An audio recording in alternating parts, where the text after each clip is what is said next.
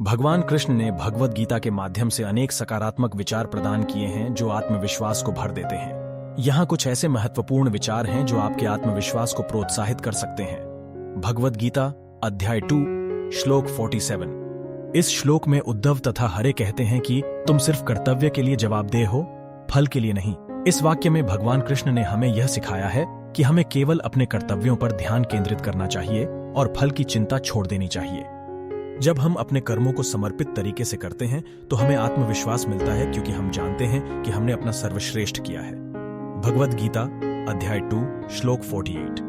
इस श्लोक में भगवान कृष्ण कहते हैं कि हमें योग में स्थिर रहकर कर्म करने चाहिए और आसक्ति को त्याग देना चाहिए। यह श्लोक हमें यह सिखाता है कि हमें कर्म में निष्ठा और समर्पण रखना चाहिए, लेकिन हमें उसके फलों में आसक्त नहीं होना चाहिए। यदि हम अपने कर्मों को आसक्ति और फलों की चिंता के बिना करते हैं तो हमारा आत्मविश्वास बढ़ता है, क्योंकि हम जानते हैं कि हम सिर्फ कर्म करने में समर्पित हैं और फल पर हमारा नियंत्रण नहीं है। भगवद गीता अध्याय 3 श्लोक 8।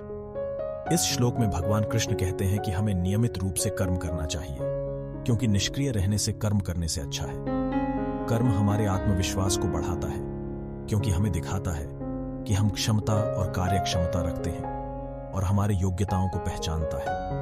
ये सकारात्मक विचार आपको भगवान कृष्ण के द्वारा प्रदान किए गए आदर्शों और मार्गदर्शन को समझने में मदद कर सकते हैं और आपके आत्मविश्वास को बढ़ा सकते हैं। ये विचार आपको सामरिक और नैतिक मुद्दों के साथ सामर्थ्य और स्थितिकरण में भी सहायता प्रदान कर सकते हैं। यदि आप इन विचारों को अपने जीवन में अमल में लाते हैं तो आप आत्मविश्वास और सकारात्मकता के साथ अपने कर्मों को प्राप्त कर सकते हैं।